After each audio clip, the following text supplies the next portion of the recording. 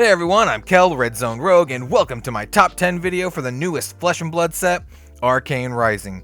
Keep in mind as we go over these cards that these are just my favorite cards of Arcane Rising, not necessarily the most powerful cards, though I did tend to pick some pretty powerful cards. I tend to like pretty janky cards, some pretty powerful cards, and very efficient cards. I will let you be the judge of which cards are what. Two caveats before we begin. This is actually a top 12 list because there are so many really sweet cards in the set. I could not narrow it down to just 10. I just had to get that extra 2 in there. And also, this is in no particular order. So let's just start with our very first card, Eye of Ophidia. I figured I'd get this one out of the way because I know everyone is going to be expecting this one on the list, as the fabled card of Arcane Rising, Eye of Ophidia, is very, very sweet. It's a pretty unique card as well. It is a generic resource gem with a pitch value of 3. It has this legendary clause, which means you can only have one Eye of Ophidia in your deck, which is pretty cool, meaning you can't just cram your deck with these cards. And also because these cards are going to be very valuable, you don't need to hoard them. You only need like 1 or 2. I mean, just 1, honestly. And what it does is very simple. When you pitch Eye of Ophidia, you get to opt 2. And what opt does is you get to look at the top 2 cards in your deck, and you get to put them back on the top or on the bottom of your deck. It's very much like Scry from Magic the Gathering. This card is excellent. A lot of the heroes in Arcane Rising actually care about cards being on top of the deck, so this card lets you manipulate that a little bit with basically no cost. You know, you just pitch this, you get some value, you get your pitch value, and you also get to opt for free. This card's really, really sweet. I can see this being run in literally any single deck out there, and if I get one, you know, I'm gonna be running it. It's something I'm definitely gonna be looking out for. Next up, we have High Octane. This is a majestic mechanologist action. As a pitch value of 1, it costs 1 to play, and it says whenever you boost a card this turn, gain 1 action point. Boost is a mechanologist mechanic. It also says draw a card, then go again. This card is really, really sweet. It helps fuel all of your mechanologist actions. You're definitely going to play a full playset of this in your deck because this helps, you know, keep your deck going. I really love how it just costs 1. It's very efficient, and it really wants you to boost a whole lot, which I think is really cool because I think it's a pretty interesting mechanic. Gaining additional action points is always sweet, so you can kind of basically just dump your hand. This card immediately replaces itself too, so kind of refills your hand a little bit. Yeah, not much else to say. This card is the whole package. I like it a lot, and I'm definitely jamming a full playset of this in every single mechanologist deck that I build. Speaking of which, we have Tekle Core. This is another majestic mechanologist card. This one is one of the dash specializations, which means you can only have Tekle Core in your deck if your hero is dash. It costs 0 to play, which is excellent. It has a pitch value of 3, also excellent. And it says Tekle Core enters the arena with 2 steam counters on it. When Tekle Core has no steam counters on it, destroy it. At the beginning of your action phase, remove a steam counter from Tekle Core and gain 2 resources. This card is really, really sweet, especially if you can start the game with it. You can just immediately start getting a lot of value from this. It's a lot better to have this in play rather than, you know, pitching it for its value. You get an additional 2, and that goes over a couple different turns, which is really, really sweet. You know, as a card, this is really, really good because it just costs 0 to play, and it just gives you resources. I don't know what else to say. This card is super sweet. If you're running dash, you're gonna be running this card. Next up is 3 of a Kind, and this card really speaks to me as an old school Magic the Gathering player. I love this card a lot. It is a ranger action. It is a majestic card. It has a pitch value of 1. It has a cost of 1. It says draw 3 cards. All right, I'm gonna stop you there. Draw 3 cards for 1. Reminds me of one of the most iconic and expensive Magic the Gathering cards of all time, Ancestral Recall. This is not quite as good as Ancestral Recall, but any card that reminds me of that is going somewhere really sweet. It also says, until end of turn, you may only play cards from your arsenal. Go again. That's not too bad of a thing with Ranger because you can fire off your arrows from your arsenal. And if you're playing other cards that give your arrows go again, and being able to search for arrows and just kind of keep this chain going. Once again, I'm definitely going to want to be looking out for these because, I mean, other than the fact that it's just really sweet, I think it's actually really good too. Next up is Knock the Death Whistle. This one was actually my spoiler card for Arcane Rising, and it is a really, really sweet one. I didn't include it on this list just because it was my spoiler card, but I mean, that helped. No, I think this card is actually incredibly good. If you want to hear my full spiel on it, I would highly recommend you watch my spoiler video on Knock the Death Whistle, revealing this card to everyone. Just know it is a 0-cost tutor, has a high pitch value, has a decent defense, also reloads, goes again. I mean, this card is the full package for Azalea. It is an Azalea specialization, so if new Ranger heroes come out in the future, you can't use it for them, but I think this card is excellent for the time being, and it's definitely what you want to be doing for Azalea. Speaking of which, we have Rapid Fire next. This is a Ranger action. This is one of the super rares. It has a cost of 0, which is amazing, pitch value of 2, and it says, until end of turn, arrows you control gain go again. This is exactly what Azalea needed to really pop off. Then it says reload and then go again. This card is incredibly good. There's a lot of cards that this synergizes with. Once you kind of assemble them Exodia style in your hand, you can kind of go off. You can do your rapid fire followed by like Knock the Death Whistle and fire off some arrows. You can play your 3 of a kind to refill your hand and just start firing things from your arsenal. I think it all synergizes really, really well, and it's going to be really fun to play, I think.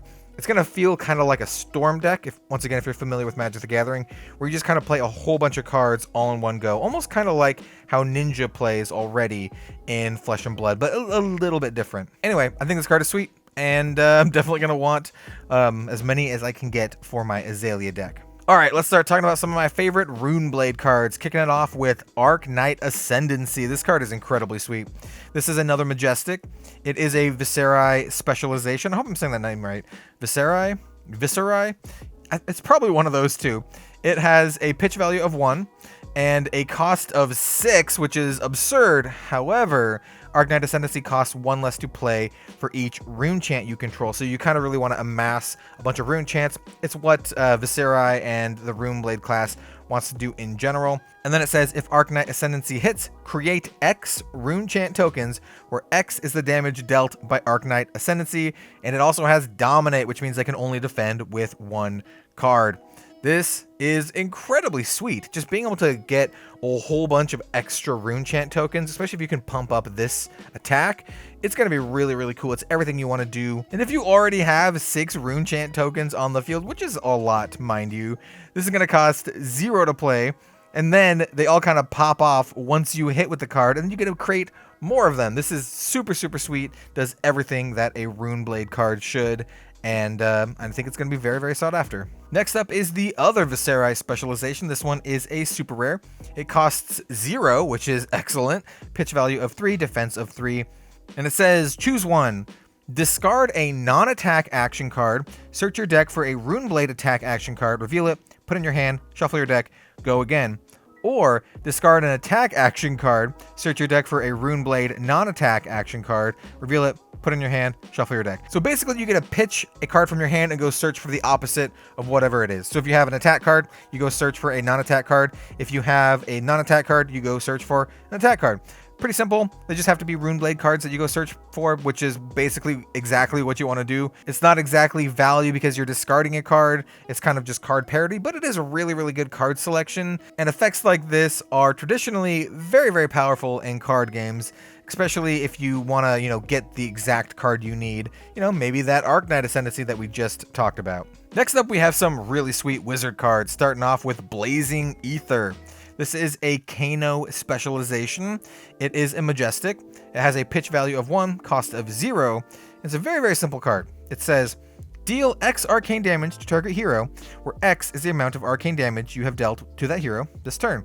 So basically, you just get to double up your damage. This card is incredibly good. It's basically just a double tap.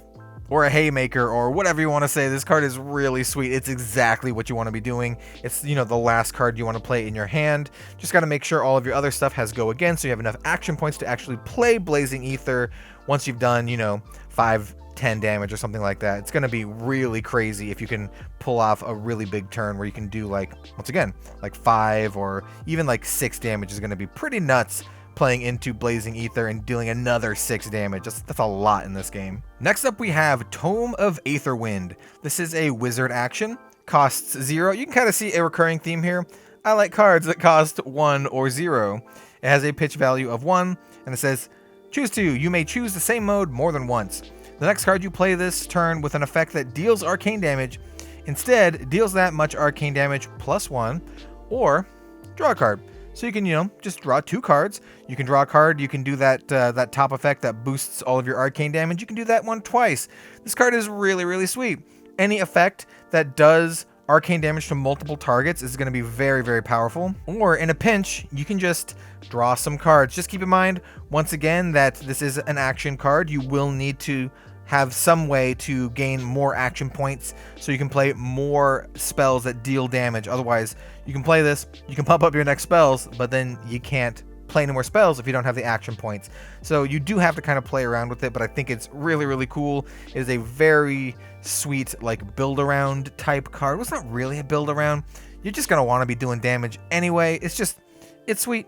Put it in your wizard deck. It's gonna be really good. Next up, we have one of the legendary cards from the set, Arcanite Skullcap. This is a generic equipment head, but it is anything but generic. It does have a defense value of 1, and it says if you have less health than your opponent, Arcanite Skullcap gains +1 defense and Arcane Barrier 3, which means if your hero will be dealt arcane damage, you may pay 3 instead. If you do, prevent 3 arcane damage that source would deal. Then it has the Battle-Worn effect.